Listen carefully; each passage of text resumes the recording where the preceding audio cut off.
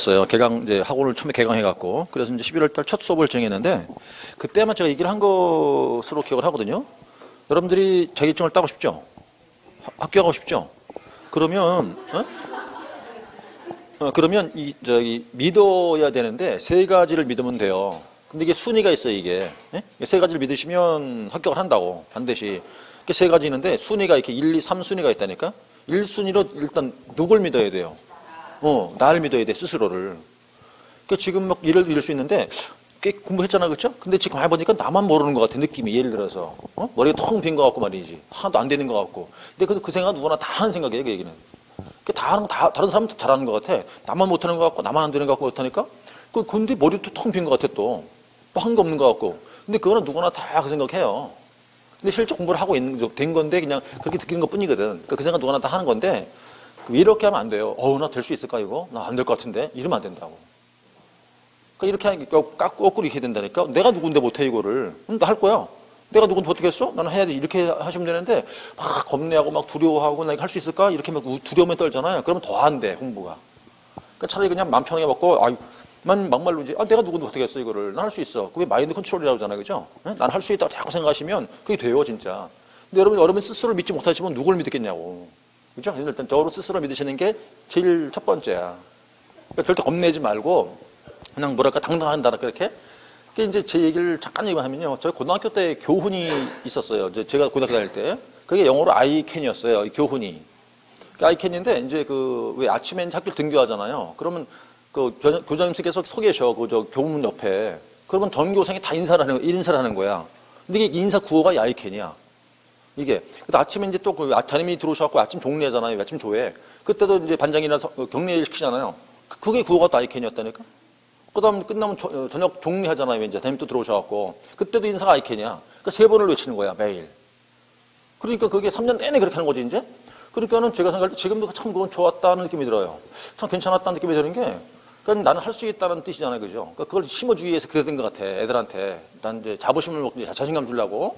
그러니까 지금도 그게 굉장히 괜찮다, 근사했구나 그런 느낌이 드는 게, 그게 참 중요한 것 같아요. 여러분 스스로 믿으시지 못한 내가 날 못 믿으면 어떡하겠어요. 믿으셔야지, 그죠? 할 수 있어요, 이거. 그러니까 잘 믿으시면 되겠고. 그다음 두 번째 이제 순위가 이 순위 누굴 믿으셔야 되겠어요? 잘 믿으시면 돼. 담당 과목 선생을 믿으시면 되는 거거든? 근데 저 같은 경우는 개인적으로 이 강의가 21년 차예요, 지금 제가. 중개사만 가르친 지가.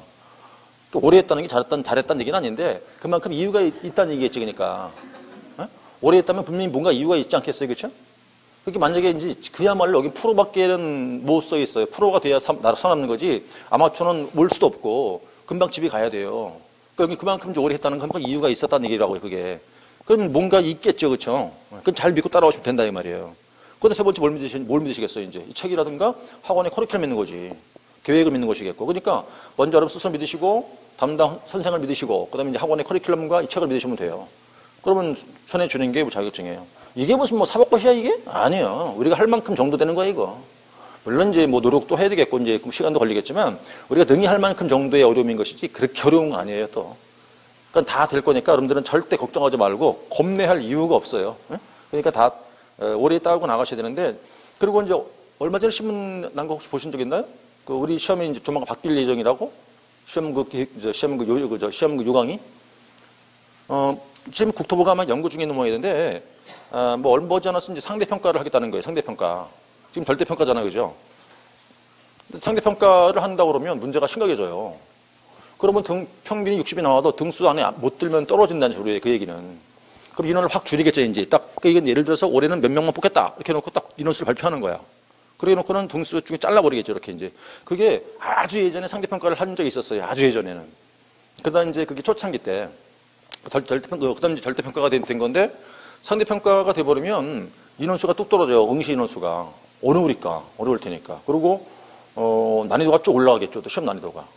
그러니까 그러기 전에 여러분들 빨리 하고 나가셔야 돼.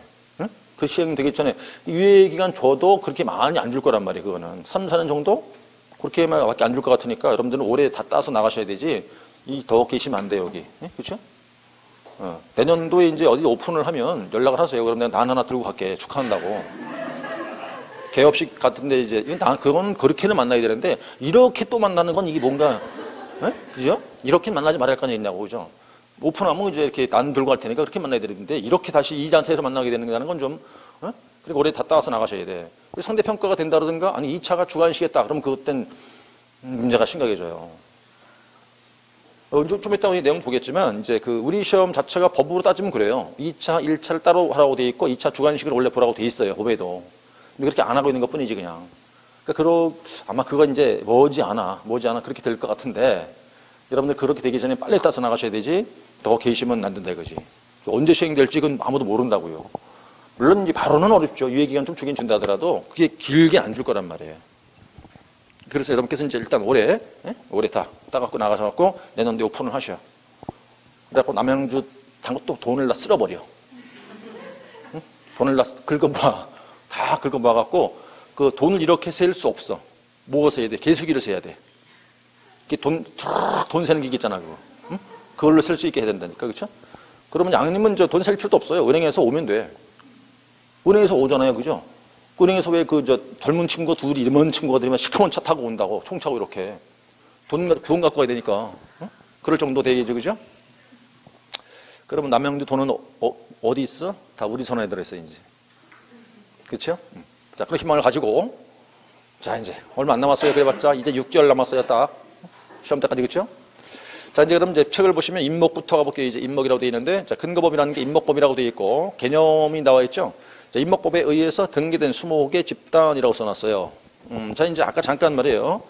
수목의 집단이 부동산이 된다는 얘기인데, 물론 이게 이제 법에 의해서 부동산 되는 것이죠. 근데 두 가지 있었다 그랬거든요. 방법이라는 게 두 가지가. 자, 첫 번째, 아까 했던 얘기로 무슨 방법이에요? 명인 방법이죠. 이건 무슨 법? 관습법. 관습법에 의해서 시행하는 방법. 명인 방법. 두 번째, 이제 뭐 하는 겁니까? 등기하는 방법이에요. 등기하는 방법. 이거는 임목법이라는 법에 의해서 하는 방법인데, 그럼 어쨌든 수목 집단을 부동산 만드는 건 법에 의해서 이루어지는 것인데 두 가지 있다는 거죠, 이렇게. 명인 방법과 등기하는 방법. 명인 방법이야 관습법, 등기는 임목법이니까. 그럼 어쨌든 자, 공통점, 걔네가 다 부동산은 됐는데 방법상 차이 때문에 뭐가 다르냐? 권리 한계가 다르다 그 말이에요.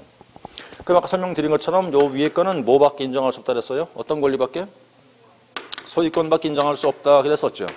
근데 이제 등기를 했다 그랬거든요. 등기했다. 그러면 기본적으로 뭘 인정할 수 있을까? 소유권. 거기다 더해서 이제 저당권까지를 테고 항상 형이면 동생이 등에 엎여 있다 그랬었죠.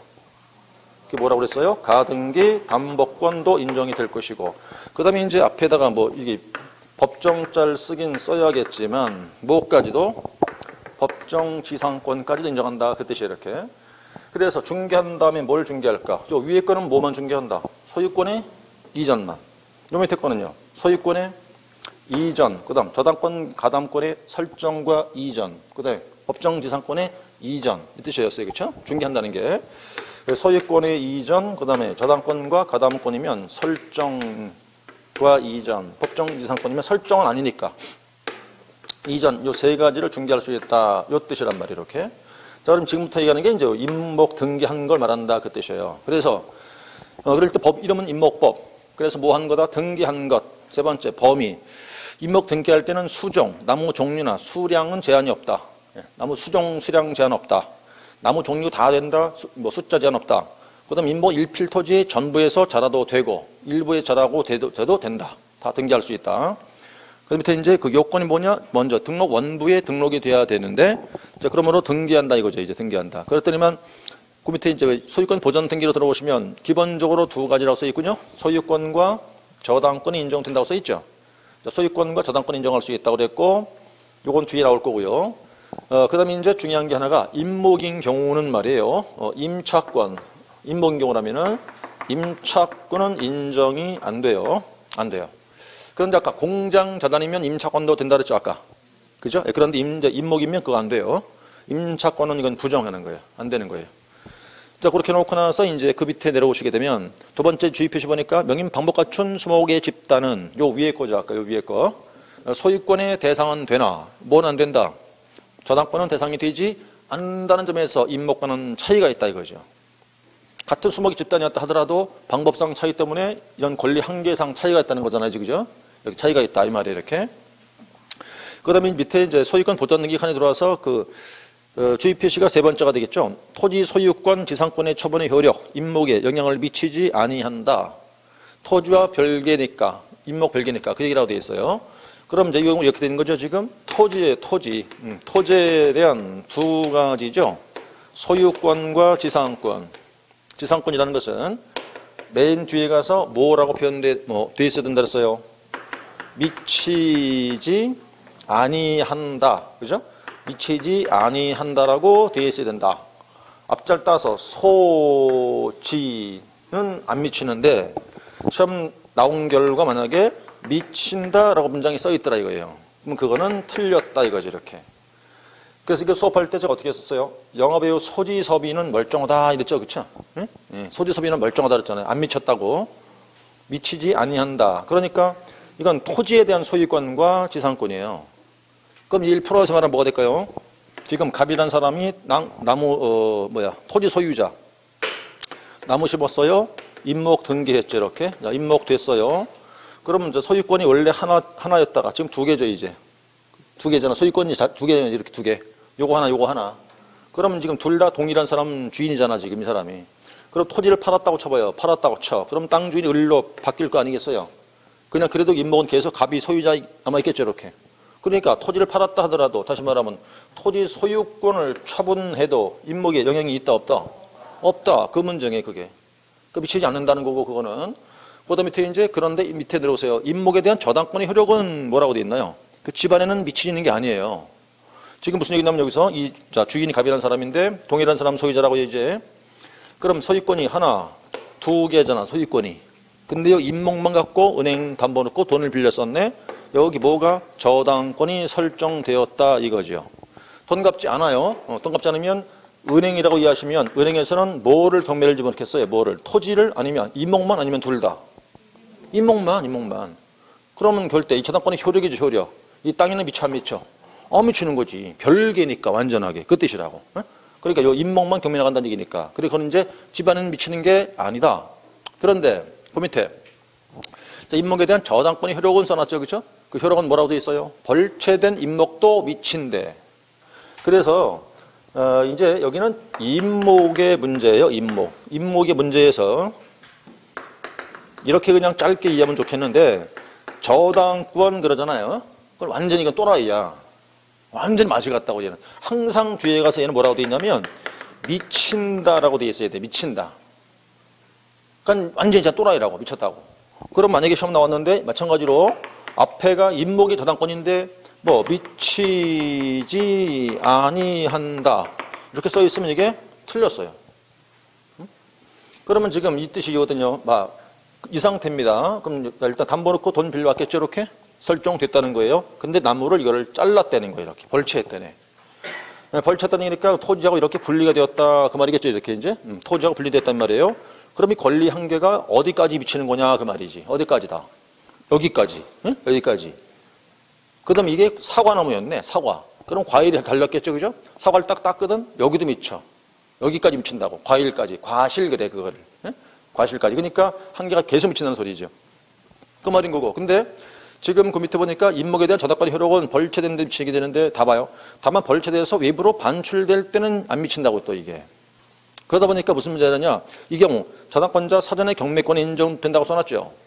그럼 이 상태에 보세요. 금방. 저당권 존속 기한이 2018 1년이에요. 1년. 이게 저당권의 존속 기한. 다시 말하면 무슨 기한? 채권 기한 이렇게 얘기하는 거예요. 그거를. 현재 6월 달쯤이 됐네. 6월 달쯤. 자, 그럼 아직 6개월 남았잖아요. 그죠? 근데 임목을 벌채했어 이렇게. 그리고 벌채했을 테니까 이건 나무의 특성상 금방 썩어. 멸실될 우려가 있다 이거야. 멸실될 수 있다 이게. 부동산 사라질 수도 있다 그 뜻이거든. 그럼 은행에서는 마음 불안하죠 지금. 응? 왜? 부동산을 믿고 빌려준 건데 그게 사라져봐요 저거. 불안할 거 아니야. 그러니까 6개월 남았지 아직 그렇지만 은행에서 바로 이걸 뭐 할 수 있다고? 경매를 바로 넣을 수 있다 이 말이에요. 응? 경매를 넣을 수 있다 이렇게. 그럼 자 팔렸어. 뭐가 나올 거라면 매각 대금이 나올 거 아니에요? 이 돈은 지금 가져갈 수 있어 없어? 안 되지. 6개월 남았으니까. 그럴 때 그걸 어떻게 해놔라? 법원에다가 공탁해놨다가 6개월 지난 뒤에 찾아가라 그 말이에요. 그러니까 지금 뭐라고 써놨나 볼게요. 여기 경매권이 인정된다고 써놨죠. 저당권자 사전 경매권 인정된다고 해놓고 그 가로 열고 대금은 뭐하라? 공탁하느라. 그러면서 밑에 이 경우에 임목 소유자는 상당한 담보를 공탁하고 경매에 뭘 신청할 수 있다? 면제를 신청할 수 있다 이거지. 이 상태야, 이 상태. 그럼 나무주인 갑이라는 사람은 상당한 담보를 공탁한 다음에 경매하지 마세요 라고 할 수도 있다 이 말이에요. 단 상당한 담보를 공탁을 해야 되지 물론 그거야. 법원에 나가고 또 그렇게 될 것이고 오른쪽 올라가 보면 크게 두 가지 보이죠? 임목법 6조 7조. 자, 7조 먼저 보세요. 7조 지상권자. 지상권자 또는 오른쪽 위에 말이에요. 11페이지. 맨 뒤에 보면 자, 지상권자 또는 토지 임차인에게 속하는 임목이 저당권의 목적이 되어 있다면 지상권자 또는 토지 임차인은 저당권자 승낙이 없이 권리를 포기하거나 계약 해지할 수 없다. 임목법 제7조 써 있잖아요. 그게 이제 좀 길죠. 문장이 긴데 그거를 끊어봐야 되겠어요. 한번 끊어서 보니까 지상권자 또는 토지 임차인에게 속하는 임목이 그럼 무슨 얘기죠 지금? 지상권자나 토지 임차인이 임목의 소유자다 그 소리죠. 응? 자, 그 경우라면 그 임목이 저당권의 목적이 되었다 이 말이에요. 저당권의 목적이 되어 있다. 그럼 임목이 뭐가 설정이 되어 있다? 저당권이 설정이 되어 있다는 얘기인데 그 상태에서 지상권자나 임차인은 저당권자 승낙이 없는 상태에서 권리 포기할 수 없다. 또 계약도 해지할 수 없다 이 소리예요. 자, 이제 그 얘기가 뭐 이해를 하고 있을 거라 믿는데 자, 토지 소유자 갑이에요. 우리라는 사람이 이 땅을 빌리는 계약을 했어. 땅을 빌리는 계약했다. 둘 중에 하나였겠죠 그럼. 뭐 했을까요? 지상권 설정 계약을 했겠죠. 또는 임대차 계약을 했겠지. 그럼 이때 을이 지상권이면 뭐라고 그러고? 지상권자일 거고 임대차 계약이면 임차인이고 그 다음에 이제 갑이라는 사람은 지상권이면 설정자이고 임대차면 임대인이겠죠 이렇게. 그럼 이 계약의 목적이 뭐고? 나무를 심으려고 누가? 을이 심었어. 그래서 이거 어떻게 했다? 임목 등기했어요. 자, 임목 등기했다. 그래서 임목 등기가 됐다고 생각하면 지상권자가 임목 소유자 아니에요 이렇게. 네? 또 임차인이면서 임목의 소유자라 그 말이잖아 이게 지금. 그렇죠? 이 상태에서 을 이자가 뭐를 담보 넣고 돈을 빌려왔네. 여기 뭐가? 저당권이 설정된 거예요. 은행이라고 예를 들고 이렇게. 그러면 을은 지금 잡아봐요. 신분이 세 가지지 지금. 세 가지. 뭐 지상권자이고 임목의 소유자이고 또 저당권의 설정자이고. 그렇죠? 세 번째 아니면 이 사람 뭐야? 토지의 임차인이면서 임목의 소유자면서 또 저당권의 설정자일 거 아니에요. 신분이. 그렇죠? 그럼 이제 이 상태인데 문제는 그럼 이제 은행이라고 생각하시다 보니까 요 경우에 자 이제 을이란 사람이 은행 동의도 없이 나 권리 포기할게. 권리 포기면 뭘 말하겠냐고 둘 중에서 지상권이겠죠. 권리 포기할게 했어. 지상권인 경우에 권리 포기하겠다. 임대차 계약이 뭐겠다? 계약을 해지하겠다 그랬다고. 해지하자고 누구한테? 갑한테 쟤한테. 네? 나 권리 포기할게. 계약 해지합시다고 했단 말이에요 이렇게. 그럼 권리가 사라진 거지요. 해지가 됐겠죠. 그럼 더 이상 을이라는 사람은 이 땅을 사용할 권리가 있다 없다? 없겠지. 없을 테니까 나무주인, 땅주인 갑이라는 사람이 당장 나무 배원에 파내. 그럼 다 파내야 돼 이거. 그럼 자체가 또 뭐가 될 우려가 있더라? 멸실될 우려가 있겠네 이렇게. 그럼 마찬가지로 저당권자를 또 보호할 수 없게 될지 모르니까 이 경우라면 반드시 은행 동의를 구해서 이거 하라 이 말이 이렇게. 동의 없이 못한다 이 소리예요. 그게 지금 7조 얘기라고 그게. 근데 그냥 읽으면 잘 이해 안 가죠, 그렇죠? 네, 그걸 이제 풀어서 얘기하면 되는데 이게 참 법이라는 게 그래요. 읽으면 뭔 소리가 참 금방 와닿지가 않아. 그 다음에 두 번째 임목법 6조 나오죠. 자, 임목과 토지가 동일한 소유였다가 저당권의 실행으로 임목 땅 주인 서로 달라졌다면 땅 주인은 임목 소유자에게 지상권을 설정한 것으로 보겠다. 이걸 뭐라고 그래요? 법정 지상권. 법정 지상권. 여기 약간 저기 써 있죠. 지금 법정 지상권이라고 돼 있는데 법정자를 쓴 이유와 이전되는 건 중개한다 얘기했단 말이에요. 자, 다시 갑이라는 사람이 현재 토지 소유자이고 나무를 심었고 그리고 임목 등기했고 그래서 소유권이 하나, 두 개 있다 여기. 자, 그럼 동일한 사람 소유고 이렇게. 그 다음에 토지에다가만 저당권이 설정됐다 이거죠 이렇게. 그럼 별개 부동산이기 때문에 돈 갚지 않았네요. 경매가 나갔네. 토지만. 그 땅 주인이 을로 바뀌었어. 그렇지만 임목이 주인은 계속해서 갑으로 남아 있겠죠. 이렇게? 이 상태란 말이잖아요. 그럼 처음엔 일단 둘 소유가 동일한 사람이었다가 권리 설정되었고 실행될 때 또한 동일한 사람 소유고 이후에 주인이 서로 바뀌었어요. 이렇게. 그래버리면 이 갑이라는 사람은 이 땅 사용할 권리가 있다. 등기하지 않아도 법으로 인정하고 있다. 얼마 동안? 30년간. 수목이니까. 네? 그래서 이걸 뭐라고 그런다 일명? 법정지상권 그 말이에요. 그럼 법정자를 쓴 이유는 왜? 권리가 성립할 때 등기를 하는 게 아니니까. 그건 중개할 게 아니었다는 뜻이겠지 이렇게. 그럼 설정이자. 그래서 지상권, 지금부터 얘가 뭐예요 이제? 지상권자요. 등기 안 돼 있다 하더라도. 네? 얘는 누가 되는 것이겠고? 설정자고. 얘가 누군데 지금? 경매의 매수인. 그런 상태인데 그럼 이 사람이 등기 안 돼 있다고 현재. 그래도 지상권 인정되는 거니까. 요거를 나중에 이 지상권을 양도할 수 있을까 없을까 다른 사람한테. 있어. 이때는 뭘 하고 양도해야 되는 거야? 등기하고 양도해야 되는 거죠? 그러니까 그때는 그냥 뭐가 되죠? 그냥 지상권이지. 등기돼 버리면. 그걸 중개한다 그 말이에요. 이렇게. 그게 이제 임목부 6조 얘기인 거죠. 그죠? 법정지상권. 그래서 지금 임목에 대해서는 여러분들의 뜻도 이해하시고 내용을 잘 정리하고 있어야 돼요. 임목이란 용어는 뭐 여러 군데서 나오죠. 그죠? 뭐 민법도 나오고 뭐 개론도 나오고 그러는데 거기 자세히 안 다루잖아요. 그렇죠? 자, 임목을 정리할 수 있겠어요, 이제. 자, 되셨다고 보고 넘어가자고요. 여기까지가 중개 대상물의 내용이 정리가 되는 거예요.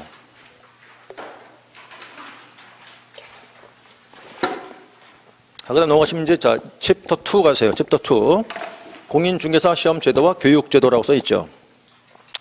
자, 2장에서는 이제 2장입니다. 2장. 챕터 2. 2장에서는 문제가 한 3개쯤 나온다 보셔야겠어요. 공인중개사 시험 제도에서 하나, 2개. 그다음에 교육이 하나 이렇게 돼요. 어쨌든 자, 그럼 이제 일단 시험 제도부터 먼저 가봐야겠는데 그 그림은 그냥 그림은 참고하시라고 그려놓은 거고. 자, 1번서부터 할게요. 공인중개사 자격시험 제도.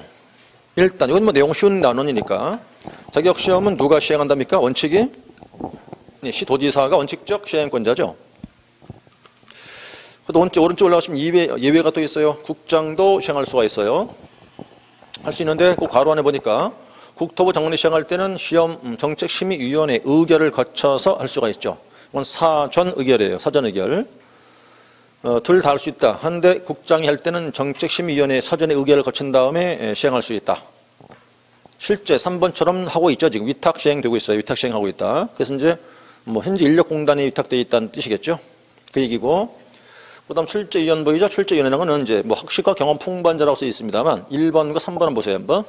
그럼 누가 그 출제할 사람들을 임명하거나 위촉할까?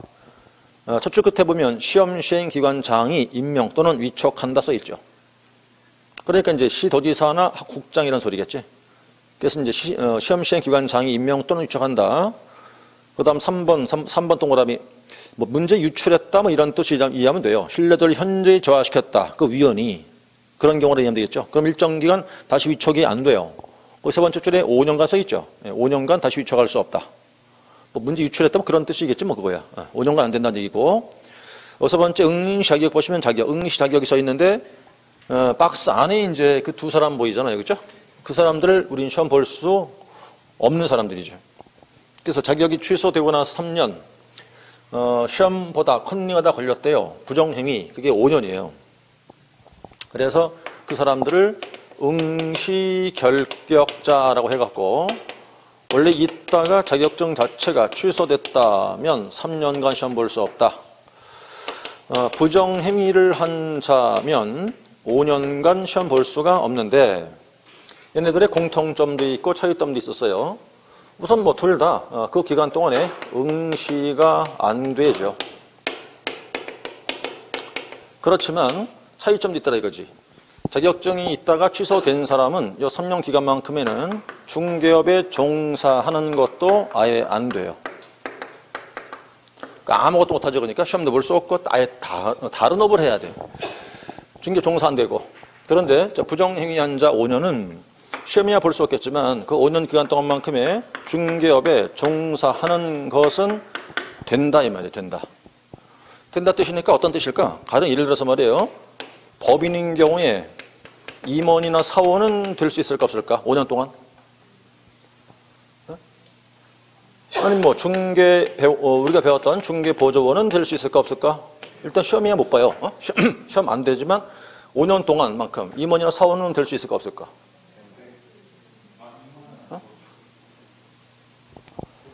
될지 안 될지를 알려면 이렇게 하면 되겠죠? 이 자격취소 3년 요 위에 거는 이게 바로 뭐가 되기도 한다 이게? 법률 10조 즉 결격 사유가 되기도 하는 거죠. 이 자체가 그렇죠. 그렇지만 부정행위 했다고 할 때 부정행위 한 것이 이 내용 자체가 결격 사유든가 이게? 결격 사유가 뭔 뜻이었어요? 개공이 될 수 없는 사유 12개 중에서 이런 내용이 있었느냐고. 응? 없었어요. 없었다고.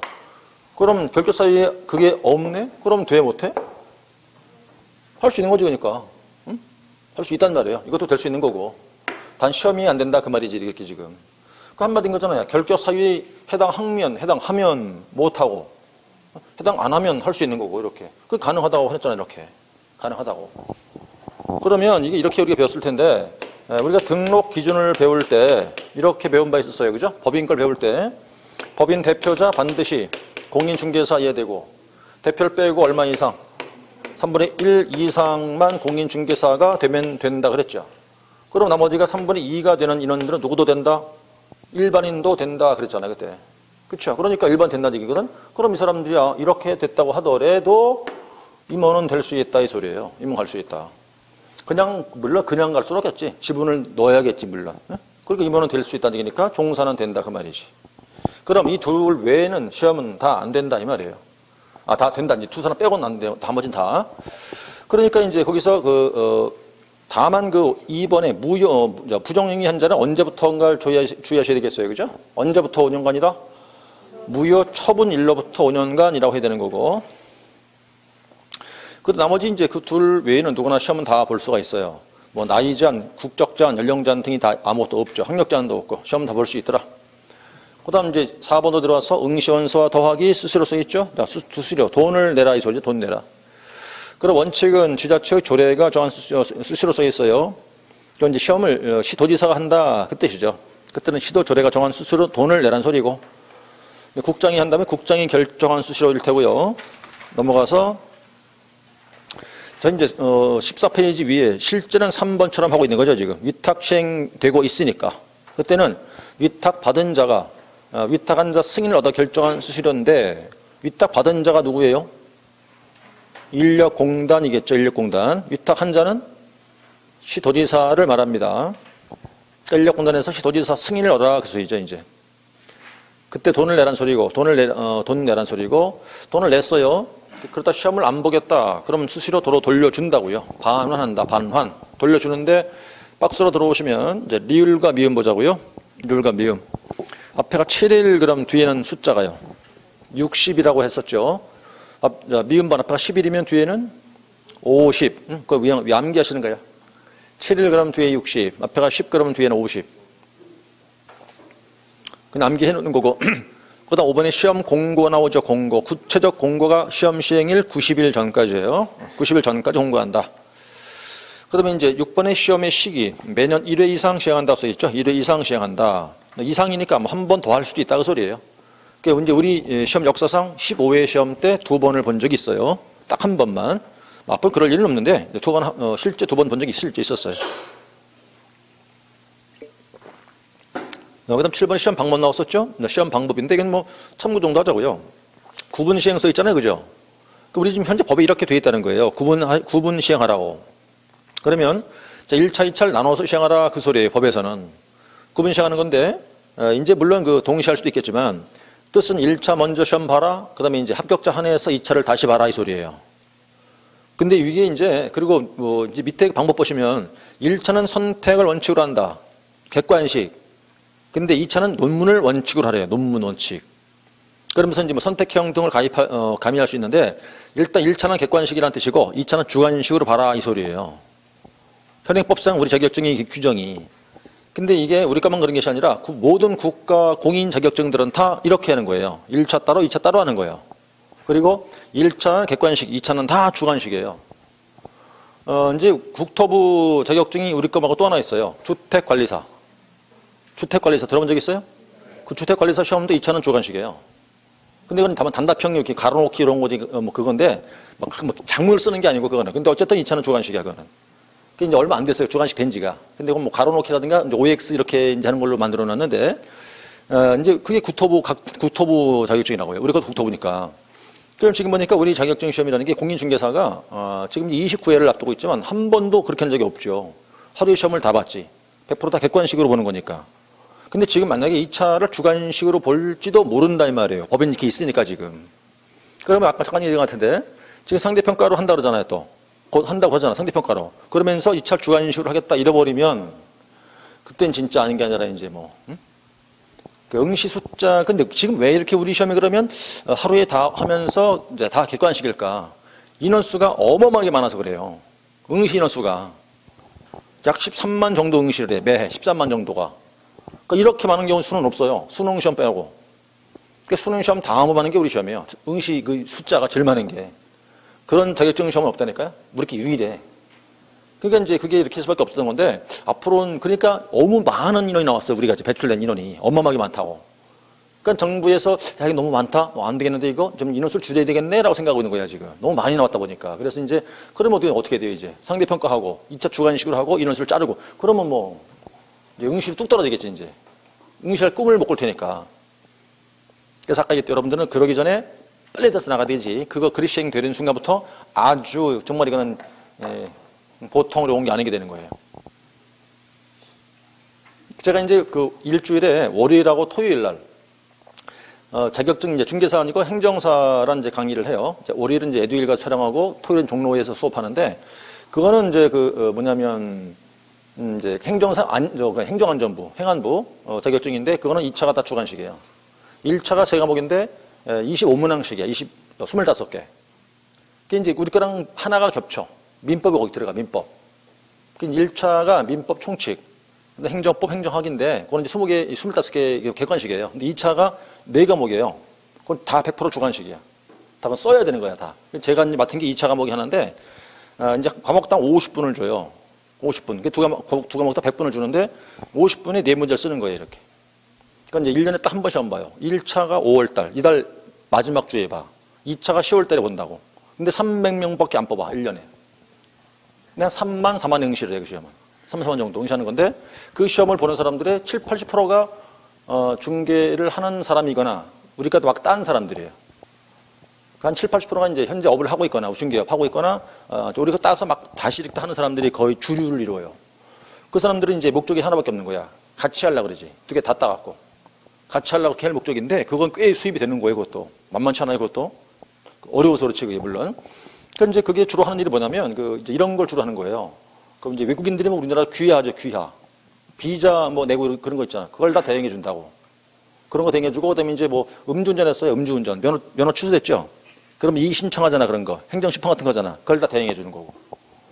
그러니까 그 일이 아무나 할 수 있는 게 아니고, 또 꽤 벌이가 짭짤해요. 또 이럴 수도 있겠죠? 우리가 이제 중개를 하니까 토지를 팔아줬거든? 팔아주니까 보수 받겠죠? 근데 토지가 허가 구역 내 있는 토지였네? 그럼 뭐 받아야 돼요? 허가 받아야 되잖아. 그거 대행해주고 돈 받아 또. 그런 거라고. 그런 건데 어쨌든 간에 그게 이제 시험장 가잖아요. 그러면 딱 이제 100분을 딱 줘요. 그럼 이제 2과목을 100분 내에 다 쓰는 거건데 노트를 2권 딱 준다고. 그리고 시험지가 딱 한 장짜리 A4 용지 한 장이야. 시험지가. 그럼 1, 2, 3, 4 놓고 나서 1번 뭐에 대해서 서술하시오. 40점 이렇게 된다고. 아무것도 없어 그 다음에 이제. 딱 2, 3, 4 문제만 4개 딱 있어. 그럼 그걸 놓고 노트를 딱 펼치고 내가 쓰는 거예요 이제. 뭐 1번 탁 해서 뭐 서설, 뭐 개념 쭉 써나가는 거 이렇게 이제 이렇게. 그래서 50분 딱 채우면 하나 끝났고. 그렇게 하는 건데 그걸 쓰려면 책 한 권을 다 외워야 돼요. 한 권 거의 이만큼 되는데 이걸 다 달라 외워야 되면 그게 쓸 수가 있어. 그래서 이제 그게 주관식이거든요, 그게. 그러니까 여러분들이 이제 그 왜 계획했냐? 우리 시험도 조만간 그럴지 모른다 이거지, 이제. 그러니까 다시 말해서 여러분들 오래 따갖고 나가야 되지, 예? 더 오래 계시면 안 된다, 그 말이에요, 그러니까. 그래서 혹시나 그 관심 있어요? 그쪽 자격증? 예? 관심 있어요? 관심 있으면 일단 이거부터 해놓고, 먼저 이거부터 해놓고, 그 다음에 한번 고민을 해보시면 돼. 이제 그건 이제 학원이 우리나라에 딱 하나밖에 없어. 딱 한 개 있어, 한 개. 종로에 제가 강의하는 데 하나밖에 없는데 동영상 업체가 몇 군데 있어요. 동영상 업체는. 근데 실제 오프라인은 학원이 하나밖에 없어. 하여튼 그런 경우인데 이제 나중에 혹시나 뭐 일단 이거 따놓고 나서 이제 혹시나 아니 그거 같이 하잖아요. 그럼 꽤 괜찮아요. 그거 아닌 게 아니라 같이 해봐요. 오이 그만큼 부의 창출되는 게 어떻겠냐고. 좋은 거지 그게. 자 일단 그다음에 될게요. 그다음에 이제 15쪽 가시면 3번이 뭐 3번 15페이지 맨 위에 3번 일부 면제 써놨죠. 여기 보니까 1차에 합격한 자에 대해서 다음 회에 한하여 1차를 면제한다 그랬는데 어떤 뜻일까 그게요? 올해 연도가 이제 29회 시험을 치를 거란 말이에요. 이렇게. 자, 그래서 1차, 2차 결과 1차 결과가 평균이 55점이에요. 2차가 95점이었어 평균이. 실제 이런 일도 가끔 있어요. 실제로도. 자, 결과는 뭐예요? 전체 다 낙방, 불합격이에요. 근데 1차가 딱 60점에 딱 맞았어요. 2차가 55점이나 트자 이렇게 되면 1차 합격, 2차는 불합격 됐죠. 이렇게 그렇죠? 그럼 이제 그 다음 연도에 30회 시험을 치를 거 아니겠어요? 이렇게? 이때 어떻게 한다고? 1차를 면제해 주겠다. 2차만 보면 된다. 이 말인데 근데 만약에 이때 시험이 없었네? 19회 때? 뭐 이유 때문에 시험 보지 않을 수도 있거든요. 법에서는. 시험이 없었고 2020년도 가서 시험을 그때 다시 이렇게 보는 거지. 하나 건너뛰고. 그러면 이때 1차 면제해 줄까 안 해줄까? 이때 1차 면제한다 안 해준다? 면제해 준다. 이때도. 지금 연도수가 아니라 그 다음 회죠. 몇 회요? 30회잖아. 이해 갔나요? 그러니까 다음 연도에 면제한다가 아니라 다음 회에 면제한다 이 소리예요. 다음 회에, 다음 연도가 아니고. 그러니까 실령 이때 시험 보지 않았을 때 다음 회차는 건너뛰고 다음 회니까. 그 얘기고. 합격자 결정에 참고하면 될 사항이겠고. 근데 9번으로 내려오세요. 이제 자격증 교부로 써놨죠. 자격증 교부는 누가 줘요? 시도지사가 줘요. 자, 그렇게 해놓고 이제 그 2번으로 보시면 합격자 결정 공고일로부터 얼마 내준대요? 한 달 내에 준답니다. 그 다음 4번 내려오니까 이제 뭐 잃어버렸다, 분실, 훼손됐다. 그럴 때 이제 그 시도지사한테 재교부를 신청할 수 있다라고 되어 있죠. 자, 넘기시고 그 다음에 이제 자격증 관리. 양도, 대여 등 금지 써놨어요. 양도하지 마라. 대여하지 마라. 그럼 양도, 대여하면 첫 줄 자격 취소 사유에 해당이 되고 그리고 1년 이하 징역 또는 1,000만 원 이하 벌금도 된다. 그 다음 빌려오지도 마라. 빌려왔다면 1년 이하 징역 1,000만 원 이하 벌금에 처하겠다. 그럼 이제 빌려준 사람, 빌려온 사람 다 처벌해요. 1년 이하 징역 또는 1,000만 원 이하 벌금. 그렇죠? 근데 빌려주면 자격증도 뺏어버려요. 그냥. 그렇게 된단 말이죠. 자, 그 다음에 이제 판례가 쭉 보이는데 양도 대여 관련 판례 많아 보이네요. 1번은 읽으시면 되겠고 2번 보죠 한번. 자, 공인중개사가 무자격자로 하여금 공인중개사 명의로 개설 등록을 마친 중개사무소 경영에 관여하거나 자금을 투자해서 이를 이익을 분배받도록 한 경우가 자격증 대여로 볼 것인가 이 문제거든요. 그럼 이제 다시 보니까 공인중개사가 무자격자로 하여금 그 개공 명의로 등록을 마친 중개사무소 경영에 관여했대요. 그 다음 자금도 지원받았다네. 그래 놓고 일을 하면서 이익을 나눠 가진 거예요. 그랬을 때 이렇게 이건 할 수 있는 행위냐 아니면 자격증 대여겠냐 이 문제죠. 자, 결론부터 얘기하면 2006년 판례인데 그 바로 위에 뭐라 써놨어요? 등록증 자격증 대여를 한 것이라 말할 수는 없다라고 써놨어요. 그러면 결론이 할 수 있다는 얘기죠 이거는. 할 수 있다는 뜻이에요. 단 자금만 투자받은 것뿐이에요. 이익을 나눠 가진 거라고요 이거는. 자격증 대여한 게 아니다 이 소리 이거는. 할 수 있는 거다 이 소리죠. 실제 이런 일이 실제로 뭐 그럴 수 있지 않겠어 그죠? 내가 업을 해기는데 돈은 없어. 내가 돈이 없으니까 다른 사람 돈을 이렇게 빌려와서 이렇게 할 수 있다는 얘기니까. 대여한 거 아니라는 소리예요. 그 다음 3번에 보시면 무자격자가 공인중개사 업무를 수행하였는지 여부는 외관상 공인중개사가 직접 업무를 담당했는가와 구애됨이 없이 실질적으로 무자격자가 공인중개사 명의를 사용해서 업무를 수행하였는지 여부에 따라 판단한다. 다시 말하면 자격증 빌려준 거에 대한 기준을 뭘로 볼 거냐 그 말이지. 실제 누가 행위를 한 걸로 보겠다는 얘기예요. 무자격자가 명의를 빌려와서 일을 했는가로 판단할 것이겠지 공인중개사가 한 건 중요하지 않다 그 말이에요. 그러니까 무자격자가 자격증을 빌려와서 그 일을 업무를 했는가로 판단해서 되는지 아닌지를 보겠다 그 말이에요. 그 다음 4번 판례는 말이죠.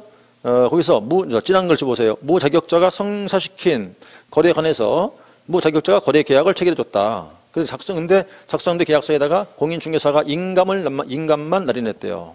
그럼 그거밖에 안 할 테니까 이 경우에 자격증 대여로 보겠냐 이 문제인데, 실제 이 일을 처리를 누가 다 했어요? 그 무자격자가 일 처리 다 했잖아요. 지금 거래계약도 체결해 준 거죠. 계약서 다 써줬겠죠. 근데 다 공인중개사는 단지 거기다 뭐밖에 안 했다? 서명밖에 안 했다 이 말이에요. 그 경우는 뭐로 보겠다 그러면? 자격증 대여로 보겠다는 소리지. 네, 모든 업무는 다 무자격자가 한 거니까 자격증 대여로 취급해서 벌 주겠다는 뜻이에요. 관련 판례들이. 그 다음에 이제 오른쪽 5번 판례가 또 굉장히 재밌는 판례인데, 공인중개사가 자신의 명의로 등록이 되어 있으나 실제로 공인중개사가 아닌 자가 주도적으로 업무를 했답니다. 운영했다는 거예요. 그래서 공인중개사가 일방적으로 폐업 신고했다고 치자. 그럼 과연 그 빌려받은 사람, 빌려온 사람에 대한 업무를 방해한 것으로 보겠냐 이 문제예요. 또 이해한다 무슨 얘기인지가? 지금 이제 명의를 빌려줬어요. 그렇죠? 근데 실제 공인중개사가 자신의 명의로 등록을 해놨다고요. 근데 실제 업무는 주로 업무는 누가 했다고요? 자격증이 없는 사람이 주도로 업무를 했다 그랬잖아요. 업무했고 공인중개사가 일방적으로 폐업 신고했다는 거지. 그러면 빌려온 사람 있죠. 그 사람 업무를 방해하는 거로 보겠냐 이 말이에요. 그게 방해죄로 처벌될 거냐 문제였죠. 그럼 지금 빌려온 걔도 잘못된 거 아니에요. 그거. 그렇대 밑에 뭐라고 됐어요? 그 업무 방해죄로 처벌되지는 않는다라고 써놨잖아요. 그 업무를 방해한 게 아니다 그 말이에요. 그러니까 가론에 보시면 불법으로 자격증 대받은 자체가 보호할 수 없는 거잖아요. 그거. 그러니까 일방 폐업 신고했다고 하더라도 그 사람한테 업무를 방해한 게 아니지. 그러니까 그 경우 얘기한 거예요. 방해죄 처벌되지 않는다 그 말인 거고. 그 다음 2번 유사명칭 서양금지 나왔죠. 유사명칭 서양금지 나왔는데 거기 보시면 이제 아닌 자란 말 나와요. 아닌 자. 공인중개사가 아닌 자는 유사하게 명칭 사용하지 말아라. 그렇게 놓고 1년 이하 징역이나 1,000만 원 이하 벌금에 처하겠다 라고 돼 있는데, 그 밑에 이제 이거 판례 하나 보세요. 판례. 2006년도 판례죠. 무자격자가 자신의 명함에다가 부동산 유수 대표란 명칭을 기재해서 사용한 것이 유사 명칭 사용한 경우에 해당한다라고 돼 있어요. 그러면 지금 부동산 유수 대표라고만 돼 있었지 공인중개사라고 써 있나요? 그렇게 안 써 있어도 비슷하게 보이잖아요. 지금 그것도 유사 명칭 쓴 걸로 보겠다 이 소리예요. 이 판례들이 다 이게 이제 판례를 다 확인한 것이죠. 그 다음에 나온 게 이제 뭐예요? 공인중개사 정책심의위원회야. 정책심의위원회. 여기서 한 문제 출제가 되는 건데, 명칭은 뭐라고 되어 있어요? 공인중개사 정책심의위원회라고 되어 있고, 자 어디에 있답니까? 밑에 1번에 국토부 소속의 임의기관 써 있죠. 그러니까 일단 어디 있다는 거예요? 국토교통부에 있고, 1번 동그라미 보시면 자 밑에 두 번째 줄에 둘 수 있다예요? 두어야 한다요? 둘 수 있다예요. 둘 수 있다. 그럼 시험 나왔는데 두어야 한다. 틀렸다. 둘 수 있다고 해야 되니까 임의기관이라고 해야 된다. 둘 수 있다. 두어야 한다. 그럼 틀렸다고요. 넘어가시면 하는 일이 뭐라고 되어 있죠? 여기서 다음 넘겨보세요. 정책심의위원회 심의사항 써 있죠. 그럼 하는 일 자체가 심의하는 거예요. 심의.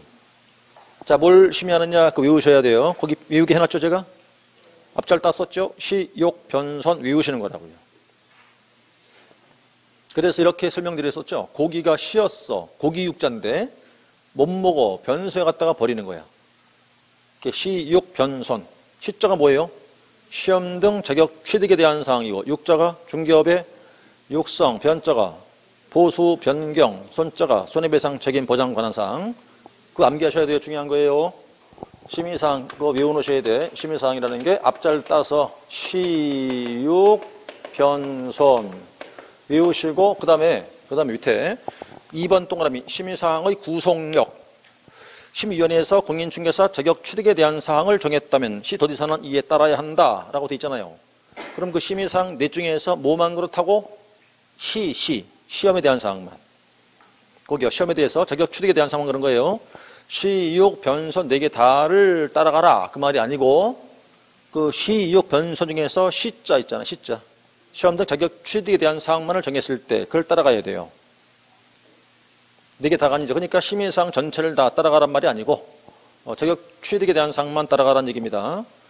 그 다음에 이제 3번에 구성과 운영 나오죠. 구성과 운영. 여기 이제 내용이 어렵지 않으니까 전체 구성에서 숫자 암기하시고, 어떻게 해요? 1, 7, 11. 네?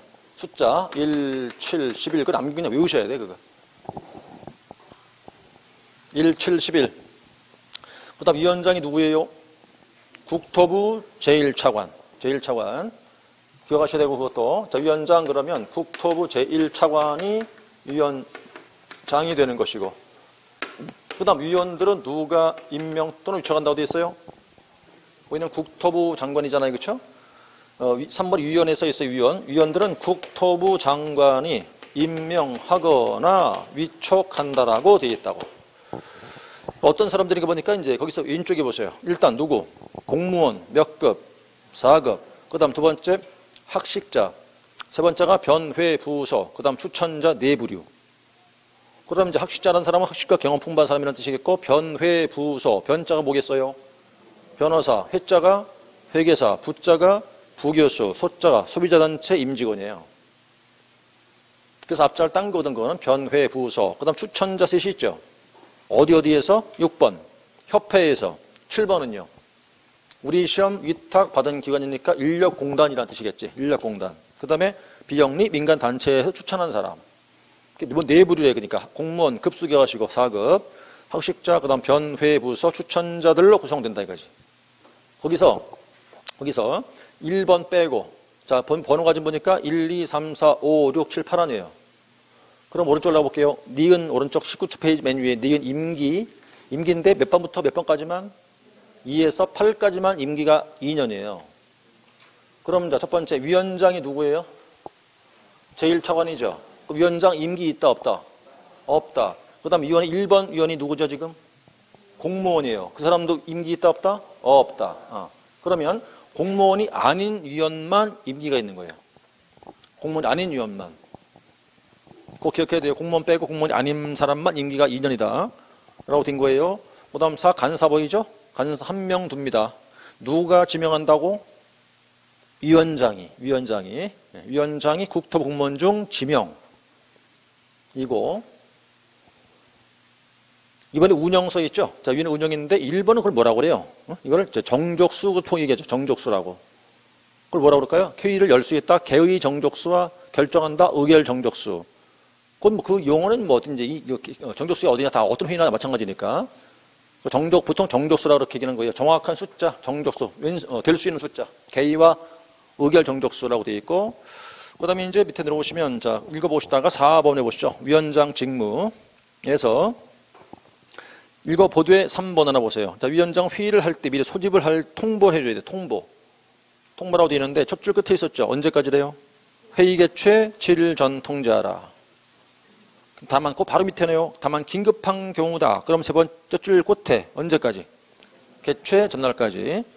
회의 개최 7일 전 통지한다. 긴급하다. 개최 전날까지 통지한다. 라고 된 거고 한 장을 넘겨보시게 되면 5번 보시죠. 위원회 제척, 기피, 회피 등 써 있어요. 4개 용어 나오죠 지금. 제척, 기피, 회피, 해촉 4가지 나와요. 제척, 기피, 회피, 해촉 요렇게. 제척 뜻은 뭘까요? 위원들이 다음 해당됐다면 심의할 때 들어와서 안 된다. 제척된다는 말은 심의할 때 들어오지 말아라. 그럼 자 4개 경우수 나오죠 지금. 어떤 경우라는 거죠? 위원 등이 안건에 당사자인 경우. 두 번째는요. 친족일 때. 세 번째 참고인인 경우와 감정 있는 경우도 있고 그 다음 네 번째가 대리인인 경우라고. 그럼 결론적으로는 해당 위원 본인이니까 1번 보세요. 위원이나 그 배우자 있던 사람이 안건의 당사자인 경우는 제척. 두 번째 그들과 친족. 세 번째 연구 등이니까 참고인 또는 감정인. 네 번째가 대리인인 경우일 때 제척. 그게 묶으시면 돼. 당사자, 친족, 참고인 또는 대리인인 경우는 제척 사유 4개. 그럼 제척 뜻은 뭐다? 이 사안에 해당이 됐으면 심의할 때 들어와서 안 된다. 나가라. 제척. 그 다음 2번 동그라미 위원회 회피 써 있어요. 위원회 회피. 해당된 위원이 스스로 물러나겠다 그 소리예요. 스스로 물러나겠다. 물러나는 거니까 이제 그걸 회피라고 하죠. 스스로 그만두겠다는 뜻이거든요. 그래서 제척은 사유 4개 기억하시고 사유를 기억하시고 그 다음 이제 회피라는 거는 스스로 물러난다는 건 회피라고 하는 거고 회피. 4가지입니다. 4가지. 이거 기억하실 때요. 이거는. 그럼 이제 제척은 넌 들어오지 말라는 소리겠고 회피는 스스로 물러나는 거겠고 그 다음 3번이 이제 해촉이 나오죠. 해촉인데 여기는 중요한 게 강제로 내쫓겠다는 뜻이에요. 내쫓겠다. 그런 문제는 국장이 하는 건데 국토부 장관은 해당 위원이 제척 사유에 해당하는 경우에도 불구하고 회피하지 않으면 그때 해촉하는 거거든요. 그러니까 주의하실 거는 제적 사유에 해당한 경우에 해촉할 수 있다. 그럼 틀렸어. 해당됐음에도 불구하고 스스로 회피하지 않았을 때라고 해서 단서가 붙어야 되지. 그러니까 제적 사유에 해당된 상태인데 회피하지 않는 경우라는 소리예요. 회피하지 않았을 때. 그러니까 무조건 이 사유에 해당됐다고 해서 해촉하는 것이 아니라 회피하지 않았을 때 해촉할 수 있다 이거죠. 해촉 강제로 내쫓겠다는 뜻이에요. 그럼 이제 이건 누가 하는 거냐? 국장이 하는 건데 처음에 위촉을 누가 했어요? 국장이 했거든. 그러니까 해촉도 국장이 하는 거지, 그러니까. 그게 될 것이고. 그 다음에 이제 네 번째가 기피. 아까 당사자가 해당 위원한테 공정심의를 기대하기가 어렵다. 그럴 때 이제 기피하는 거예요. 난 피해, 제가 싫어요. 그래서 여기 보니까 위원에다가 기피 신청하는 거예요. 기피 신청.